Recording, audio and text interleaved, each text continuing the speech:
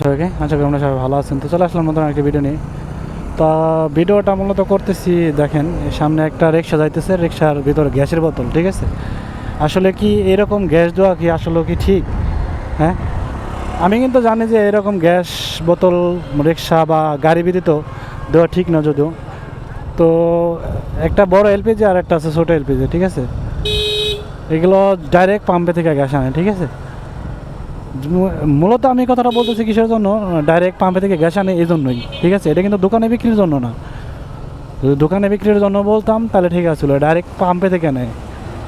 সামনে একটা LPG pump আছে, ওখান থেকে আর কি সরাসরি সে এই রিক্সা নিয়ে যাইতেছে, এই রিক্সার ভিতরে বোতলে বইরা গ্যাস বইরা তারপরে নিয়ে আসবে, ঠিক আছে।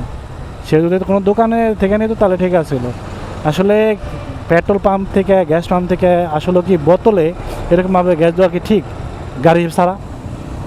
আসলে কিন্তু ঠিক না, ঠিক আছে। তো সেটাই আমি মূলত বলতে চাইতেছি। সে এমনি নিতে পারে, সে নিতেছে, ঠিক আছে। কিন্তু আসলে তো পাম্পে থেকে গ্যাস সরাসরিভাবে বোতলে দেওয়া ঠিক না।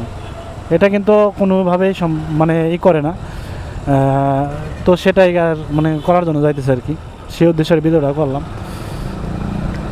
আসলে আপনারা বলবেন যে সরাসরি বোতল থেকে পাম্পে গ্যাস নেওয়া কি ঠিক নাকি? মানে গ্যাস পাম্পে থেকে বোতলে গ্যাস নেওয়া কি ঠিক নাকি? গেছে গেছে গেছে গেছে এটা কাতে হয়ে গেছে। হ্যাঁ, দেখেন কাতে হয়ে পড়ে গেছে। আর একটা শালা ভাই এসে আটকে উঠাইতেছে।